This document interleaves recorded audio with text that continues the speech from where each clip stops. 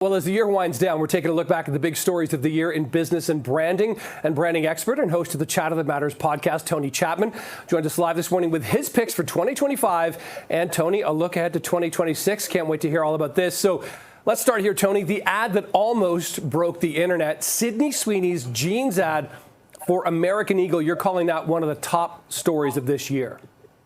Yeah, the reason why I picked it as a top story is it was a very simple campaign, and my belief is they orchestrated it to create a lot of news and noise. And the noise was obviously the play on words between jeans that I wear and jeans that I inherit.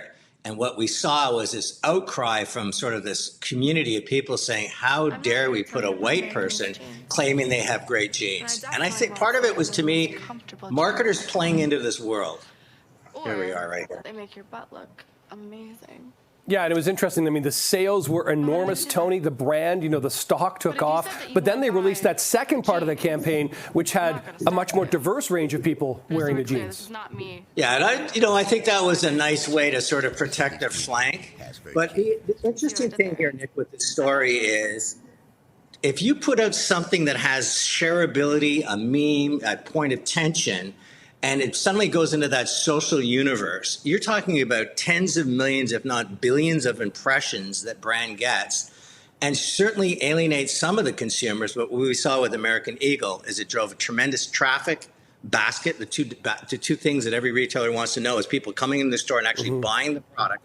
And this was a brand that really we'd forgotten about. So that's why I give it top marks in terms of marketing into the world today, where everybody's just waiting to leap on the brand and be for or against. Sometimes putting your brand in the middle of that puts it into a pinball game, and it benefits you in terms of everything you're trying to achieve as a brand. Yes, and so American Eagle, of course, a retailer looking to get people into their stores. But of course, we got to talk about this story in Canada on this side of the world. The Bay, iconic, legendary, historic retailer in this country, shut all its doors, closed down. But the brand does live on, bits and pieces of it here and there. But what do you make of this? I mean, this was such an iconic Canadian thing, Tony, and that's mostly gone away. Yeah, so we saw Canadian Tire step in and buy some of the IP so they can sell the signature striped blankets and merchandise. And I think Canadian Tire will do a great job of sort of creating a store within a store if there is an appetite from the consumer to continue to wear that brand. The sad part of the Bay is, once again, it's a retailer that was bought by private equity. Private equity did everything they could to squeeze out all the margin they could. And what was left was a store that no longer appealed to Canadians. So I love the fact that Canadian Tire is doing this. I also give credit to Cadillac Fairview, because they're taking those windows, the signature windows that are sort of the hub of Toronto. And what they're saying is they're going to allow marketers to come in and use those windows as their stage.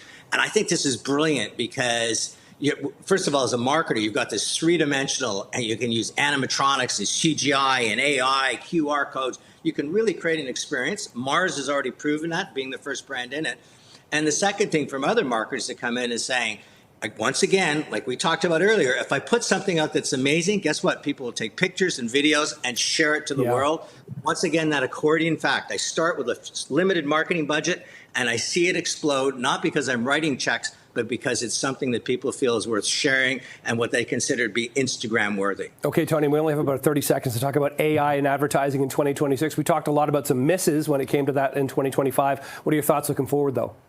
Well, there's major consolidation in the agency world because they think a lot of creativity is going to go to AI. So far, we're seeing the consumer push back hard against it. One, because it doesn't have heart. It doesn't have that emotional resonance that you would. And the second thing is, you're advertising your brand that you're selling to consumers, and you're creating advertising without those consumers. And I think that's a real disconnect in society. And I hope we continue to push back in this sort of AI fabricated world, because it's taking people that used to be cameramen and creative directors out of the workforce. That to me is not smart for a brand to be part of. Okay, listen, Tony Chapman, we appreciate your brand expertise every week here on CB24 Breakfast. Show's going to be not on the air for the next couple of weeks as we take a Christmas break as well. So listen, Merry Christmas, best of the season, Happy New Year. Looking forward to chatting with you in 2026. Always the best, Nick. Great year together. Thank you very much.